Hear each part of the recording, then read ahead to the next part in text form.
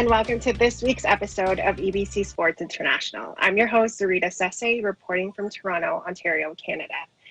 We hope that you're staying safe and doing your part during these interesting times.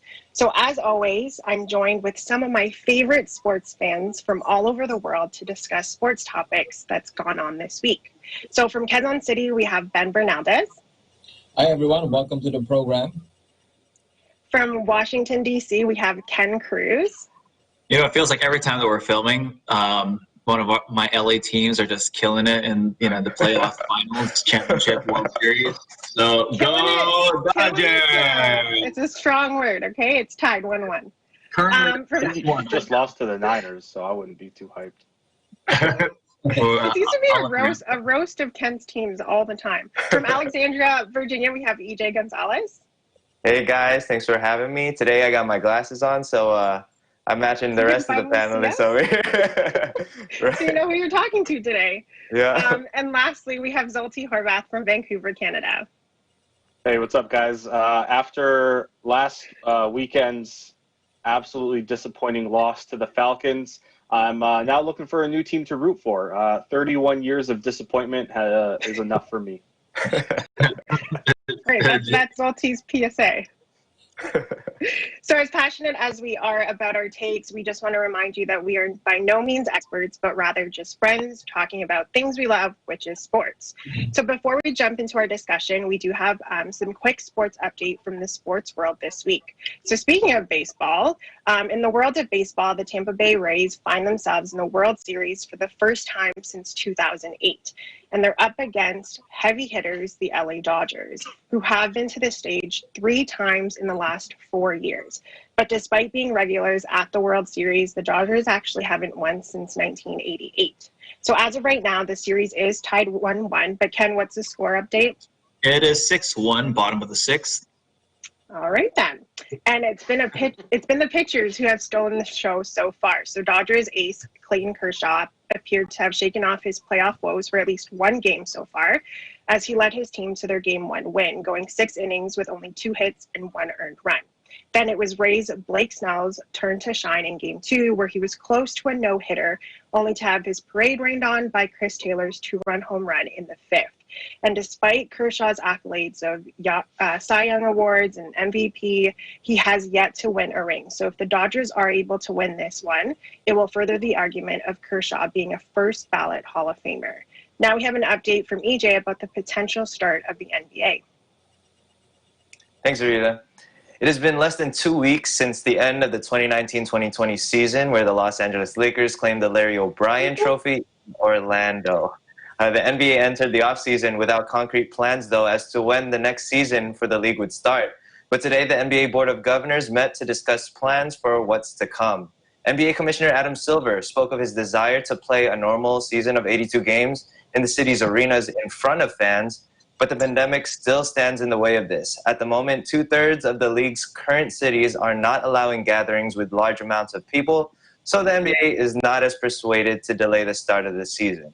After the meeting today, adjustments have been discussed for the upcoming season, including a start date as early as December 22nd and a slightly reduced number of regular season games.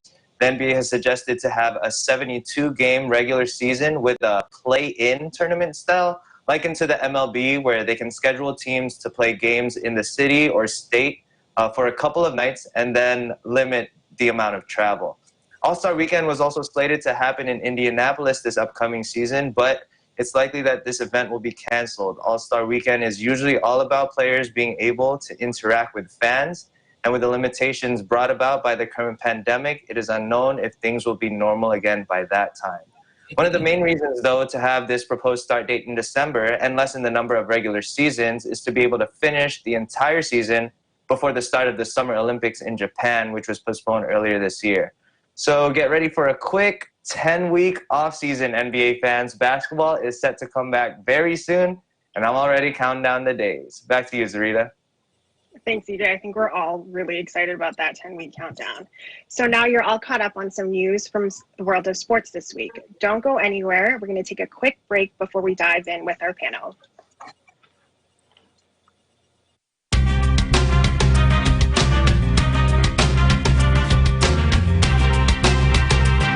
sino ba ang pupuno ng third and final spot sa ating second monthly finals.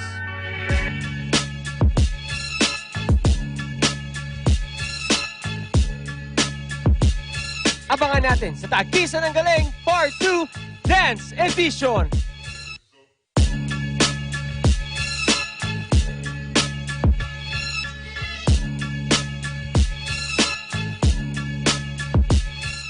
Innovation, digital disruption, globalization. Startups, micro, small, and medium enterprises, as well as large corporations, all face interesting challenges in the market today. Peek into the world of exciting opportunities and partnerships to drive growth with the latest business news and information. We are open for business. Join the conversations to create a more vibrant environment for entrepreneurship. Catch Open for Business every Saturday from 5 to 6 p.m. Open for Business, from vision to action.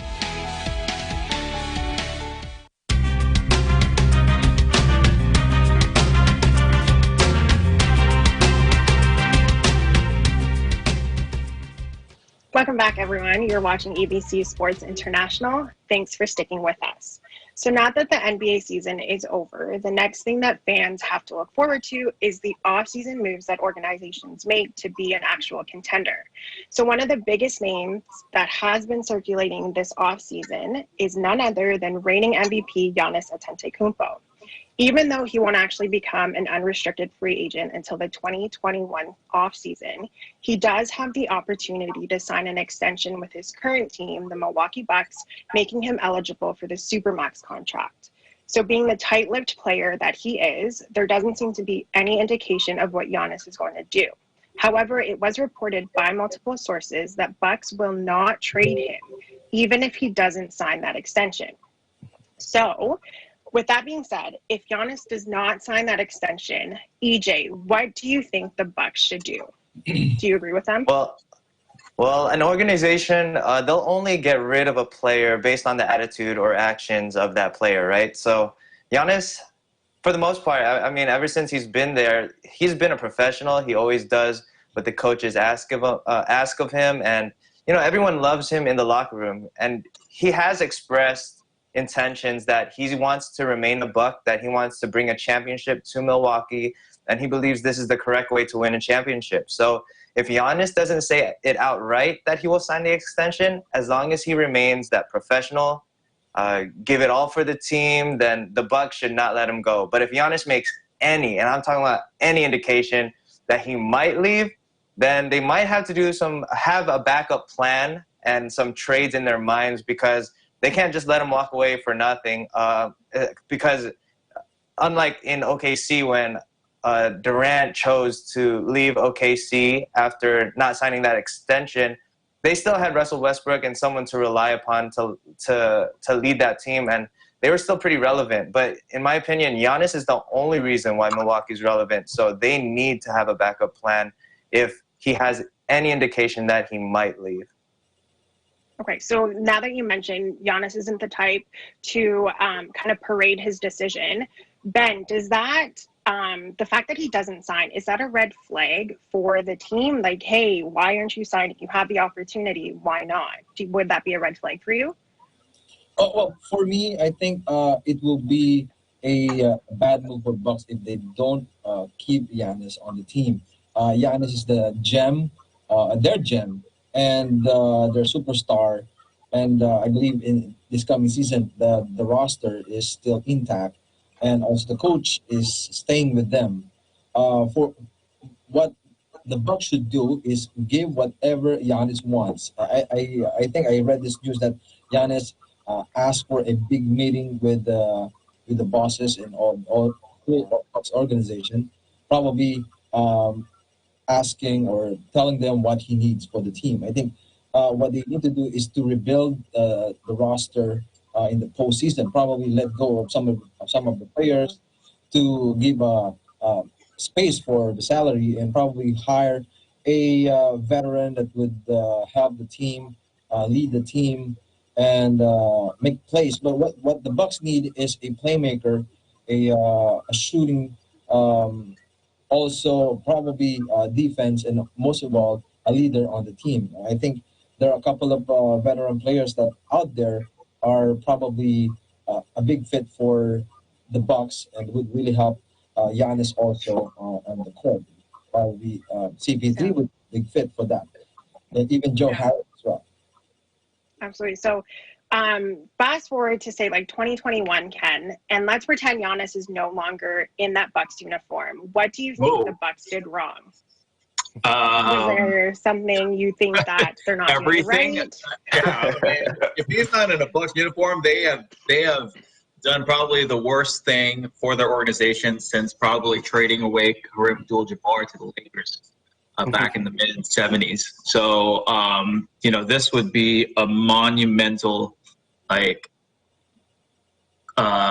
team-changing, franchise-changing move if they are not able to keep Giannis Antetokounmpo. But if they're able to trade him for great pieces, another superstar or two, mid like all-stars or whatever, then yes, because I mean there is no loyalty now, right? I mean, speaking from even just the Lakers' perspective, where Anthony Davis is expected to re-sign with the Lakers. I mean, that's it seems like it would be like the most obvious move for him, especially since he shares the same agent as LeBron James. But that's still not a guarantee. Rich Paul could be like, you might have a better deal going over here, but at the same time too, like it's that's just the kind of league we're in. And if Milwaukee is smart, they'll offer that. I think it's a $247 million contract to Giannis, which is absolutely insane. That might change depending on what the salary cap is with all this, with all the changes in the the pandemic version of the NBA, right? I mean, there has to be some adjustments in the salary cap. So I think depending on how that is, at the end of the day, like he is and will be the highest paid player and should be the highest paid player. I mean, he's a 2-time MVP, right? So the Bucks have it right now. They should do anything and everything. Like give them 10 houses if they need to. I mean, Milwaukee's not. I wouldn't say Milwaukee's a great place to live in, right? I mean, even with all the stuff that's happening on the political, the social injustice just around the corner. So that is hard for any NBA player to have to live through, but he's doing it. And at the end of the day, if he's as loyal as he says he is, then the Bucks should take advantage of that. No, absolutely. Zolti, what do you think? Because to me, if he doesn't sign that extension, there's something going on there, because then you have the opportunity. Is that a red flag for you? Absolutely. I mean, the last time I checked, the only thing relevant in the state of Wisconsin is the Green Bay Packers, and that's a totally different sport. So like Ken, what you were saying is, the cheeseheads, throw everything you possibly can at Giannis to get him to stay. I don't think that's enough. I mean, if he doesn't sign the $260 million contract, which what else does he want? Supermax, right? Okay, well, what he wants is to get out of Milwaukee. I mean, there were rumors of him going to the Heat. Ken, you just mentioned he has the same agent as LeBron James. No. The NBA is no. That's not gonna happen. I'm not saying they're gonna team up together, but what I'm saying is LeBron James's agent knows a thing or two about a thing or two, and he's gonna get him the absolute maximum amount of money wherever Giannis wants to go. And if he doesn't want to sign this extension right now to kind of get the Bucks, comfortable with where they're at as a team, I don't think he's signing this extension. So the only option for the Bucks right now is to trade him, either get some, a bunch of draft picks, a bunch of young players, and start over, because there's nothing relevant in the state of Wisconsin. No, absolutely. And I think the Packers. I think the rest of the teams are waiting for that kind of domino to fall so that they can set up their off season accordingly. But moving on to real moves that organizations did make, it was just reported today, Friday, by the Athletic Shams Charania that 6-time All-Star and 5-time All-NBA team Amari Stoudemire has agreed to be part of Steve Nash's coaching staff of the Brooklyn Nets. Terms of his position have not been confirmed, but there are reports that Stoudemire will focus on player development. Even though it may seem out of left field, there is a connection for these two hirings, given that Nash and Stoudemire played together on the Phoenix Suns for 6 seasons. So I'm going to go to you, Ben. What do you think of this addition to the Nets staff?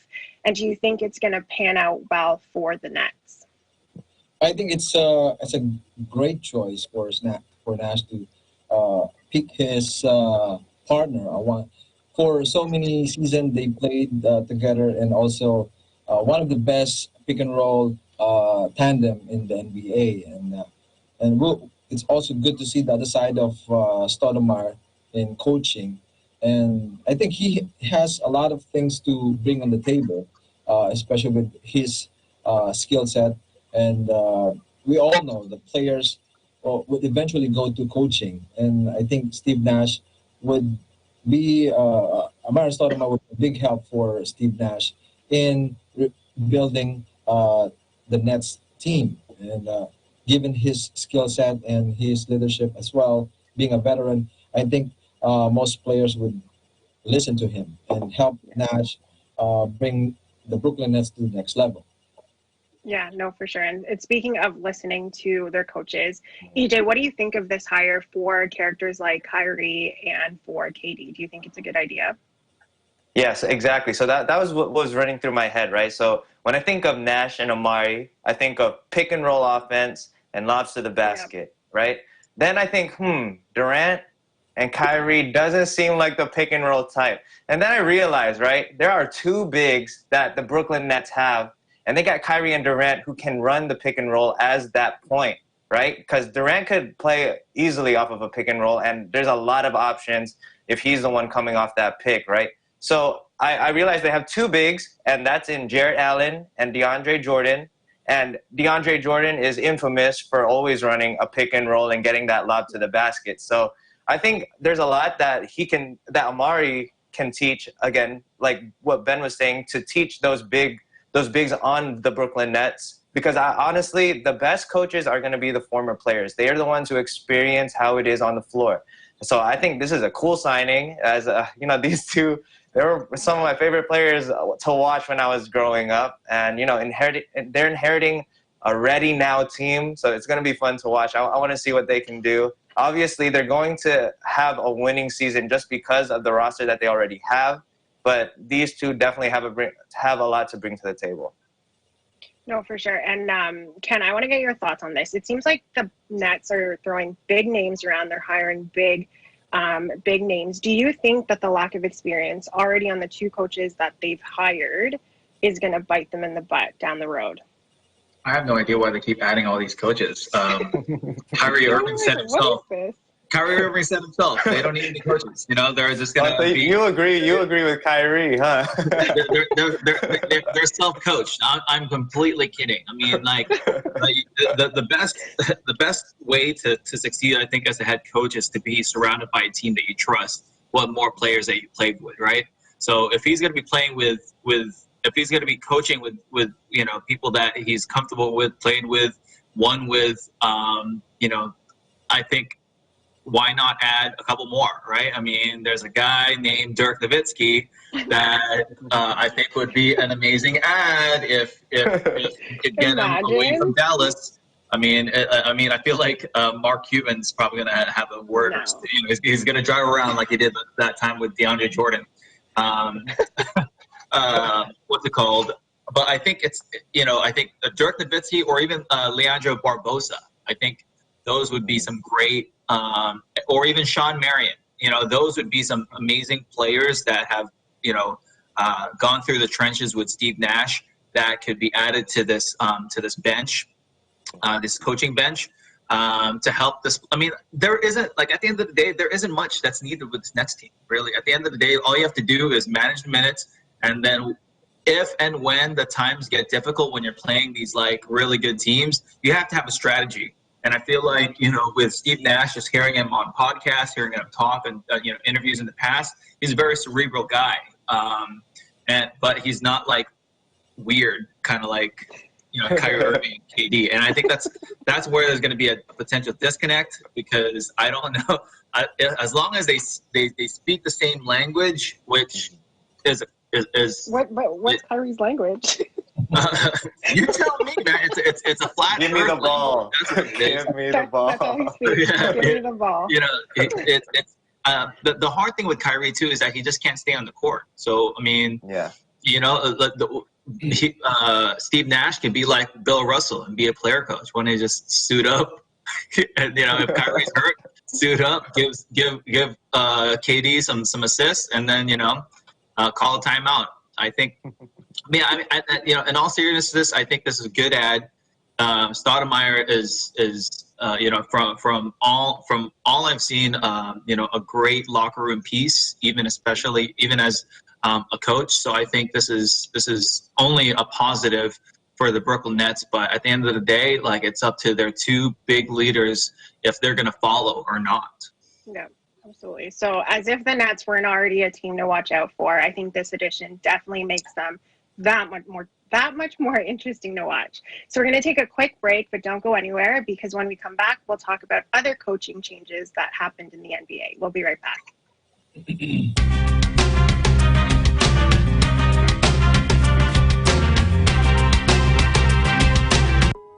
Hello there. Imagine Demi got the virus, and she infected 2 more. And those 2 infected a lot more of people. And it goes on and on until it became an epidemic. But what if Demi stayed at home? Then those 2 wouldn't have contracted the virus. Then those people would have not been infected. This is not just your battle, it's everyone's, and you can be a huge help. Follow social distancing, or better yet, stay at home.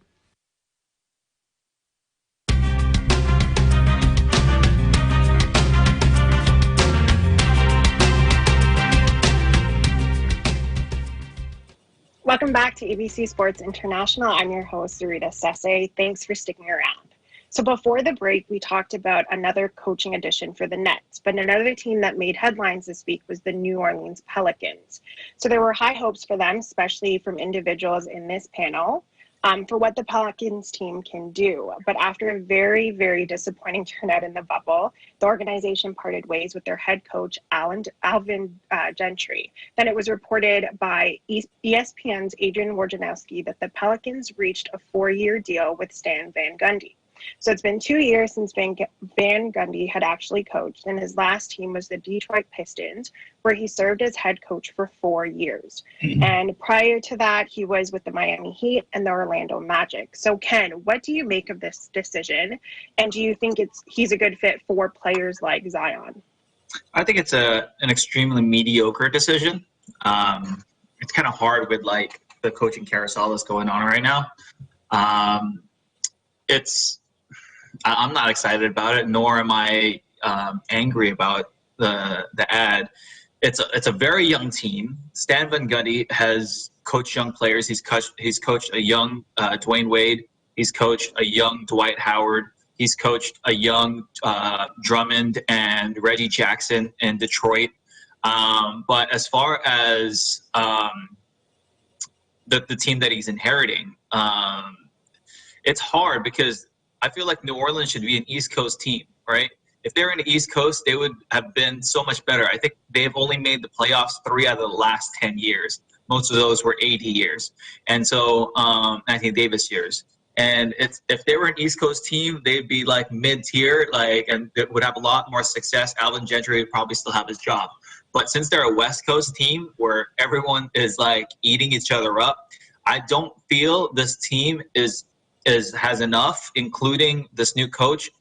Stan Van Gundy has an extremely difficult job because he is under the lights now. With every single game, there's going to be people watching. Zion's what I think he's the cover of NBA 2K21. So it's and then you have Brandon Ingram, you have Lonzo Ball, and then you have Drew Holiday. It's a great team. There's great pieces. It's just I don't know if he can speak to these players and elevate their game the way that these guys need. They need somebody that's going to be able to hone in on their skills. But I mean, he might fill up his coaching staff, maybe put D'Antoni on the coaching staff, and then that might change the game. But right now, I'm not hopeful, nor am I. I'm not hopeful one way or the other. Okay, so Zolti, do you agree with Ken that if, say, the Pelicans fail for another year, like next season, do you think that's all going to be on Van Gundy? Like, how much do you think he will be blamed for what happens in the next year or so? I think he'll be blamed a lot, actually.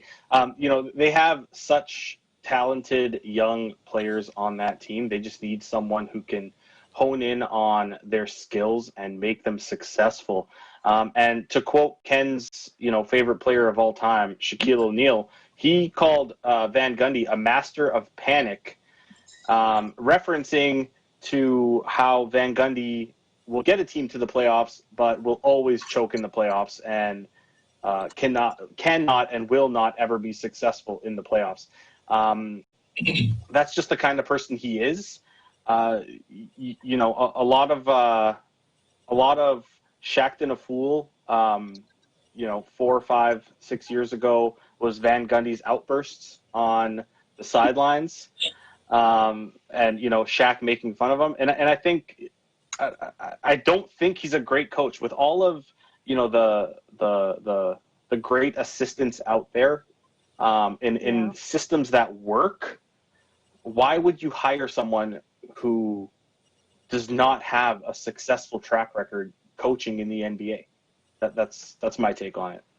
Yeah, let alone an active coach, even the assistants, right? So, EJ, I want to get your take. What do you think of this hiring? Do you think that a very tenured coach like Van Gundy is going to match well with a very young team like the Pelicans? Yeah, so I mean, first and foremost, I think what we need to realize is that the Pelicans are not going to be a contender, right? That's not what they're playing for. They're literally there for box office just because Zion's on their roster. I mean, so really it didn't matter who the Pelicans signed, but I do think that this is a good signing to kind of mold those players and give them the correct basketball mindset. Stan Van Gundy, like everyone mentioned, he hasn't really gotten to the top of the mountain yet. I mean, he brought Dwight Howard's team in Orlando, right, to the finals, but came up short. But again, as Ken mentioned, he has been developing big players, those who are living in the paint, such as Dwight Howard, Andre Drummond. So Zion, I think, will definitely have a lot of benefit from this signing. And a lot of the younger players on the team, because it doesn't really seem like they have any veterans on their roster, right? So this is literally a learning team. This is the reason why that signing happened, and 4 years. Congrats to him, congrats to Stan Van Gundy, because he's the one who won the deal. Honestly, not New Orleans or anyone. That's true. So follow-up questions to that, EJ. Is there anyone that you thought of that might have been a better fit for the Pelicans? I know you mentioned, it doesn't matter who they hire, but of the people that are available, I didn't think Stan Van Gundy would have been one. But so OKC did let go of Billy Donovan, right? If I remember correctly, and I don't think he's signed with anybody yet. This is a guy who has been proven to be a winner in Florida, and that's in college. So he has experience in coaching younger players, getting them ready for the league. Now that he's in the league, he has proven himself in OKC, leading them. I think he was runner-up for Coach of the Year this year because of the success that OKC found. Billy Donovan is still available. I think anybody who can get him, that's going to be a great addition to their coaching staff for sure.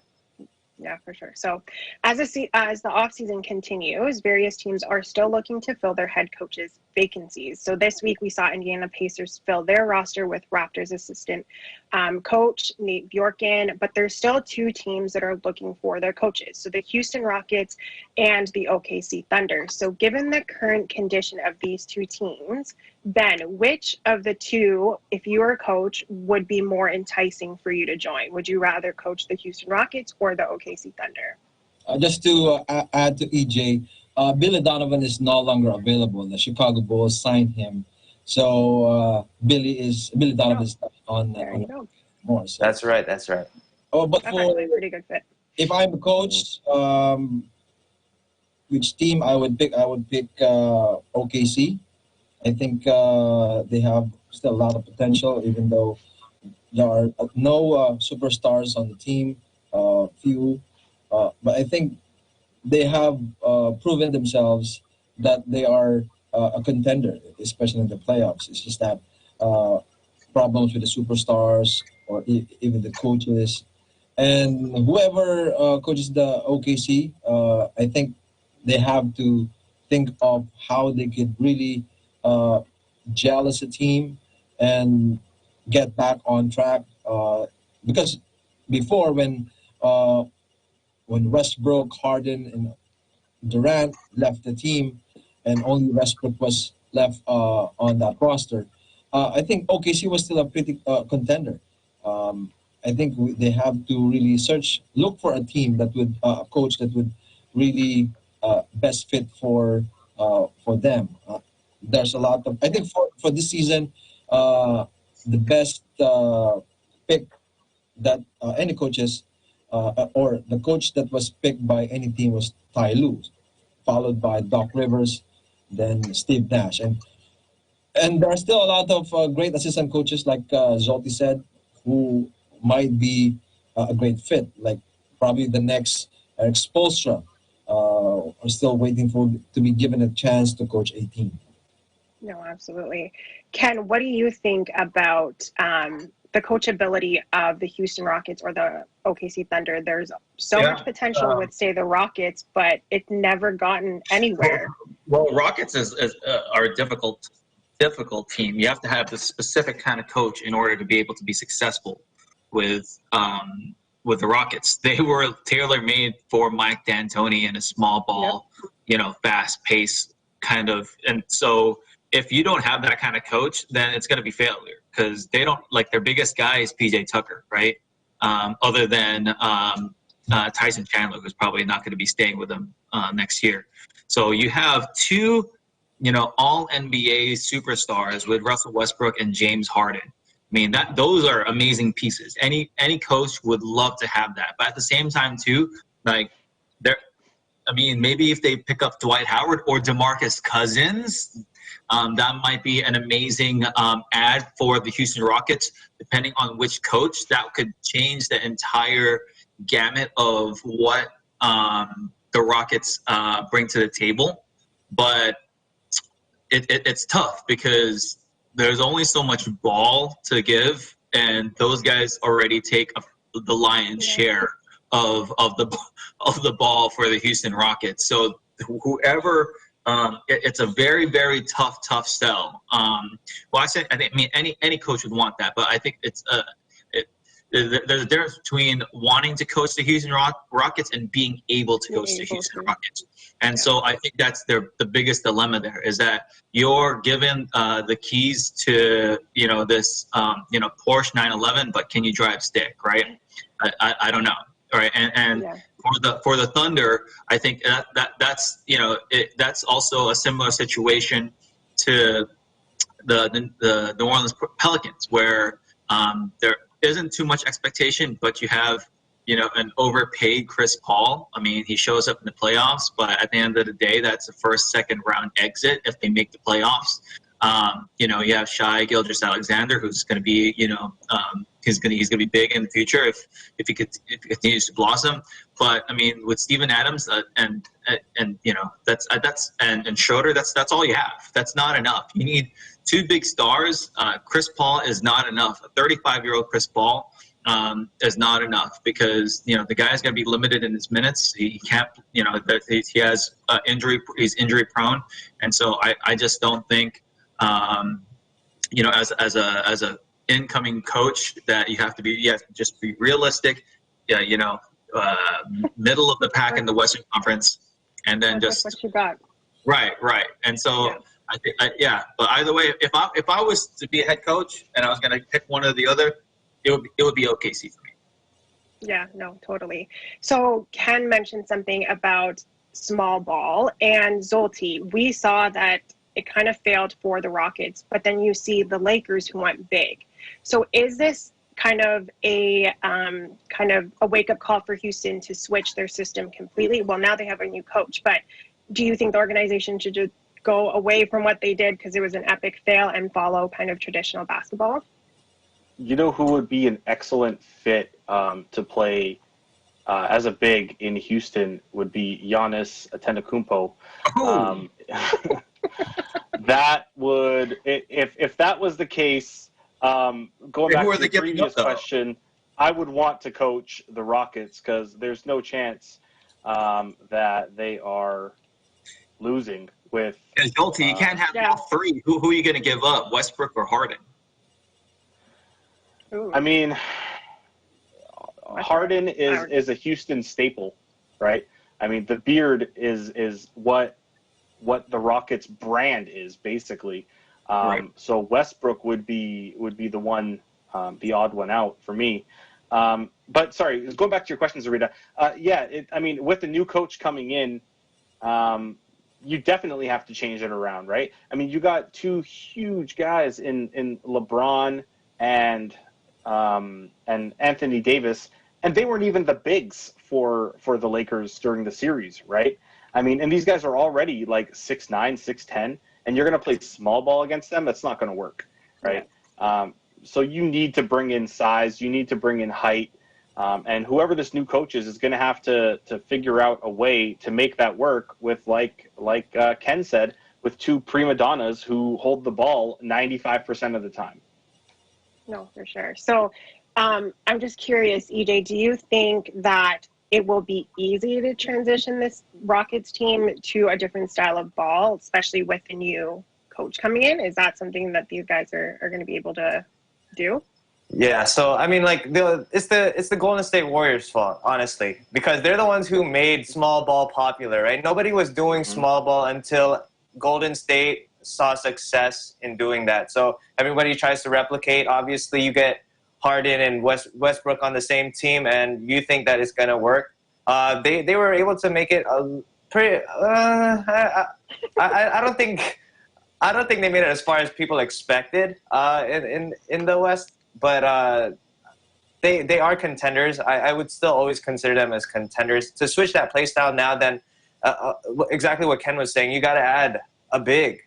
There's no way you can change that, or you got to have a coach that knows small ball. And honestly, it's kind of slim. The pickings for that is kind of slim. I mean, Steve Kerr only just adapted because of the players that he got. So if a new coach goes there, they'll either have to adapt to that small ball system, or they got to bring in some bigs and change that all up. Yeah, no, for sure. So with the league getting closer and closer to that potential December start, like EJ reported earlier, organizations are kind of running out of time to actually make the moves that they need to make. So don't go anywhere. We're going to take a quick break, and after we'll discuss the recent signing of one of the greatest wide receivers to play. We'll be right back.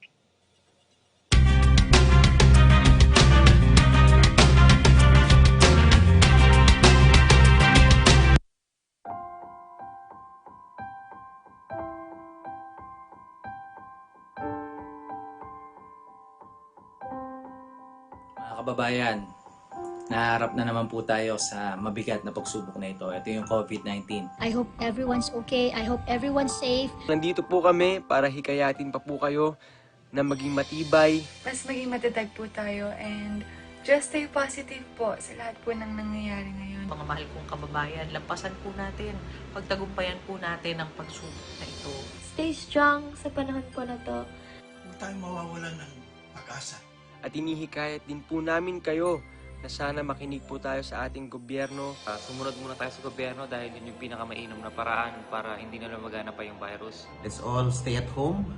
Spend time with our loved ones, with our families. At higit po sa lahat, make sure to pray for everyone, pray for everything that is going on right now, especially our frontliners po who are sacrificing their lives to take care of everything. Higit sa lahat, patuloy tayong lumapit, magtiwala at manalangin sa ating Panginoong Diyos. Lagi tayong manalangin dahil yung po ang may pinaka-mainam na solusyon sa lahat po ng mga problema natin. God bless you and your family. Please stay strong and keep our faith. Tuloy po ang laban.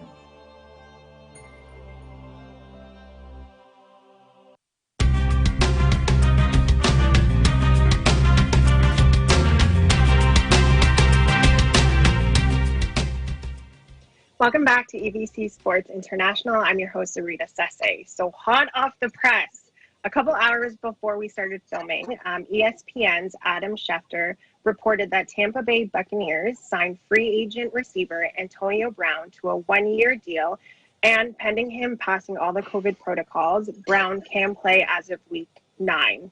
Someone remind me, what week are we on for NFL? About six, right? 7. Yeah. So Antonio Brown is currently serving an 8-game suspension, which was issued by the league in July. And this suspension is related to Brown breaking the league's personal conduct policy. It's no secret that Brown does have a history with off-field issues, and the most recent charges that's related to this suspension include burglary of a vehicle, misdemeanor battery, and misdemeanor criminal mischief. On top of all of that, he is still under investigation by the league and may still face further punishments. It was reported that Tom Brady was actually a prominent voice in signing Brown, reuniting the two from their Patriot days.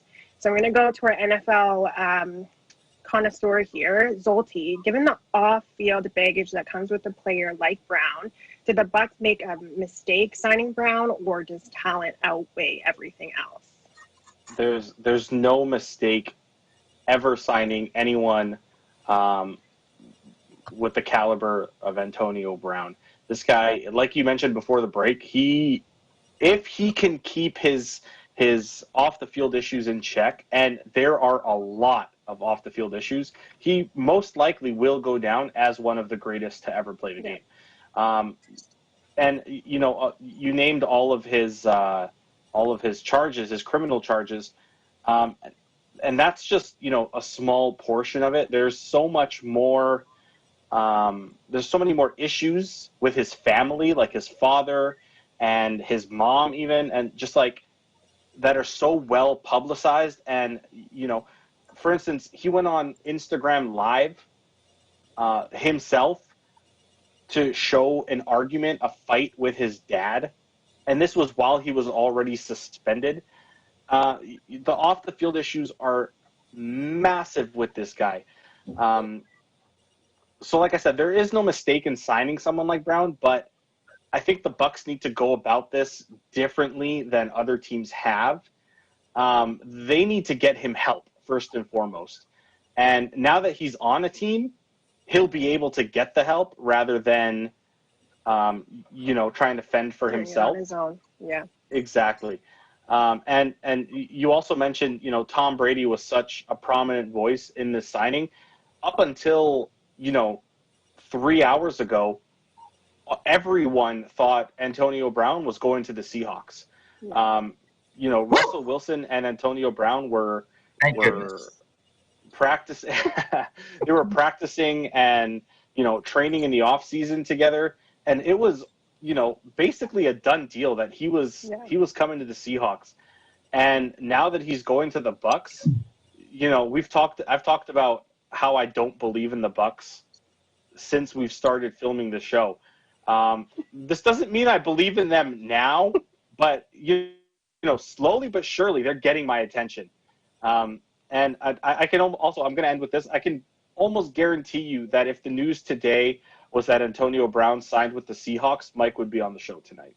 Oh yeah, you find a way to be here somehow, some way. But EJ, I see you shaking your head there. Do you agree, disagree? Like, what are you thinking right now?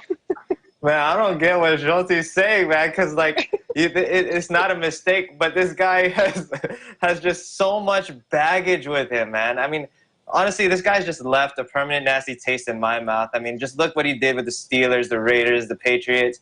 This guy's unprofessional. He has a huge ego. Let's not forget, like what you mentioned, all of those accusations, sexual misconduct, burglary, battery. I mean, this guy has consistently put himself in a bad light. And you know, I don't care how much talent he thinks he has. I think the Bucks made a horrible decision, especially if Zolti is saying that now they can find him help. Now that's something else that they got to worry about. They're over here trying to worry about a championship with Tom Brady. Now they got to think about, okay, now how do we have to pamper this guy now? We have to make some special arrangements for him, man. I don't know. I think he'll prove once again that he's uncoachable. He's going to derail the hopes that Tampa Bay fans might have after this signing. And, you know, I think Tampa Bay fans need to just hope that they find a way to turn the World Series around after what looks like they'll be losing Game 3. That's going to be their biggest hope, because you can't count on the Bucks, especially now with them having to focus their attention on how they got to deal with the baggage that comes with Antonio Brown. Think of it this way. If I can just jump in, think of it this way. Kobe had a sexual, misconduct accusation against him. He was a huge distraction for the Lakers. He still played. They won them some championships. But in Kobe's defense, he learned from his mistake. Like but you don't know if Antonio Brown's learned from his mistake or not, because this was his last suspension. I don't know. He's only been suspended this one time. Other than this, he hasn't been suspended before. This is his first suspension. He went absolutely nuts, and now it's just what he proven to the Raiders and to the Patriots after the whole Steelers thing, man. It's just, I don't know how you could trust him. I think there was a trust with Kobe Bryant because he's brought winning seasons and championships to a team. Antonio Brown, as I asked you guys earlier, he's unproven. He hasn't won anything. So I don't know. I think he's proven. I think what is proven with the NFL is that they are a league of second, third, fourth, 10th, 1 billion chances. As long as you have the skills to back it up, they will give you another chance. And it's the unfortunate. Then they need to give Colin Kaepernick that chance, man. You're going down a totally different. There's a whole movement on that, right? And it's justified, and that's why it's so strange to me that a lot of these charged criminals just get all these chances. And Antonio Brown is one of them. But let's stick with some facts here. The guy on the court is an absolute animal beast. He played one game with Tom Brady last season, 56 yards, 4 catches, and a touchdown. I mean, it was against the Dolphins, but at the end of the day, those are the stats, right? And the year before that, he had his career high in touchdowns at 15. So he is still in his prime. He's my age. He's 32 years old. And he had pretty much an entire year off. If you look at pictures and videos of him, the guy still looks like he's ready to catch another 15, 20 this year. The Bucks have 3 pretty much injured wide receivers. So he can come in right away and be wide receiver 1. And this is week 7. Week 8 is already next week, so he can already play next week. So we don't 2 weeks. Week 9. Oh, week 9. Sorry. Oh yeah, it's up until week 8. So we don't have to wait long to see this guy on the field. And I'm just thanking my lucky stars that the Seahawks did not land this guy, or else I would have just kissed this season goodbye for the Rams in their division. Unless they made didn't they extend? I know it's a side question. Didn't they extend the playoffs this year? As far as who's going to be in? I don't know if it's confirmed yet. They're still talking about it. Okay, well that's my hope, because right now we're 3rd place. 4-2, I think. It's a very short season right now. It's still early. I wish we were in the NFC East. We'd be at top. NFC division. Gotta bring that in. Everyone got a chance, baby. Everyone got a chance. Well, I mean, go ahead. Oh, sorry. I want to ask you, Ben. I know, just hearing the list that I mentioned earlier about Antonio Brown, do you think that someone's performance on the court, only on the field, the court, whatever you call it, is the only thing that matters when signing athletes? Do you think that they should take into consideration his life outside the football field? Well, in professional sports, I think we all agree that skills does matter, and regardless of your outside behavior,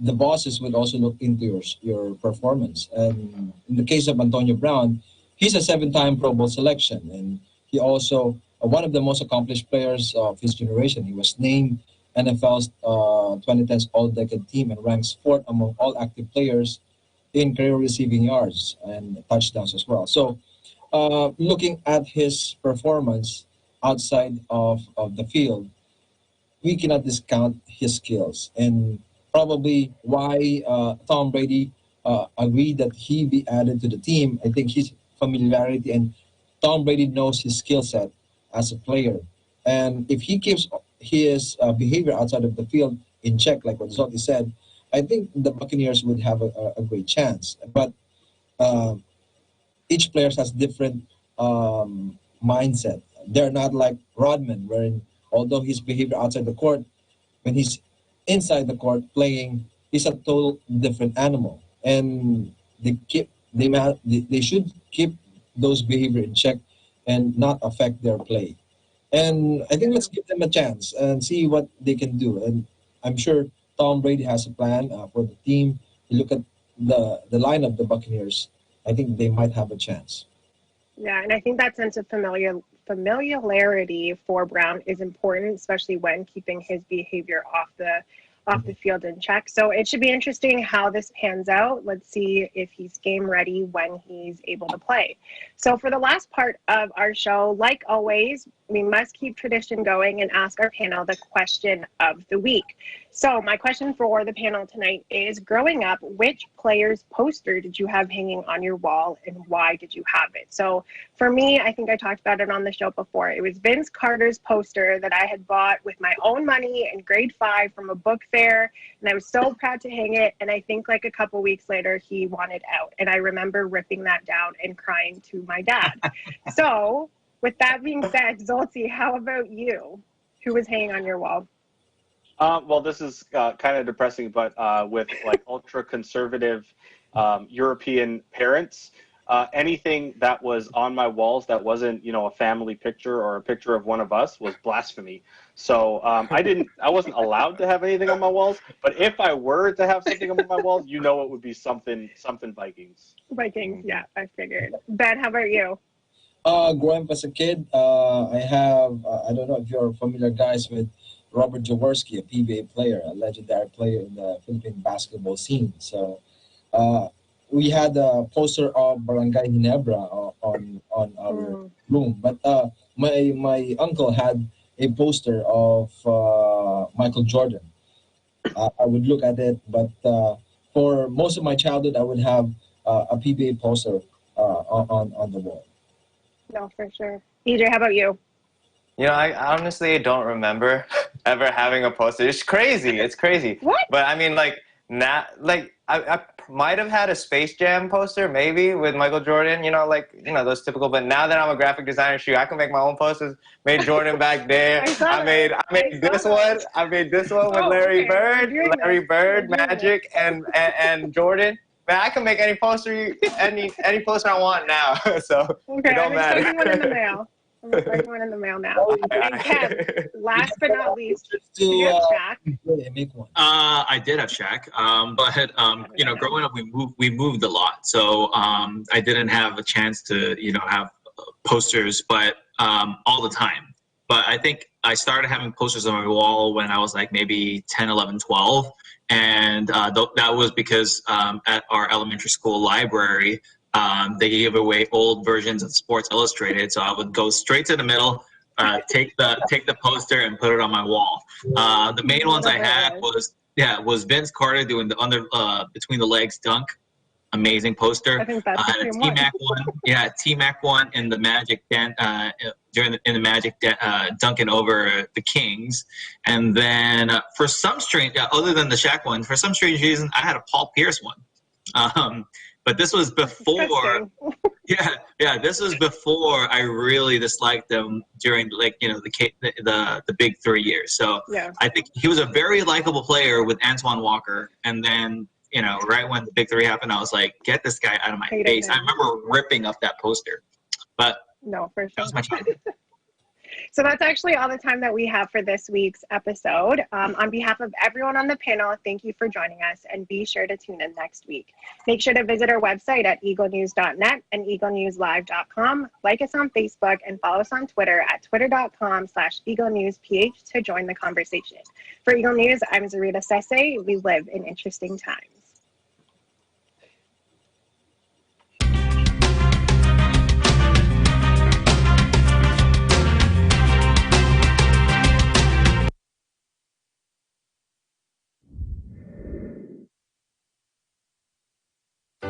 Huwag ka nang malungkot, aking kaibigan, sa mga nangyari na di mo inasahan.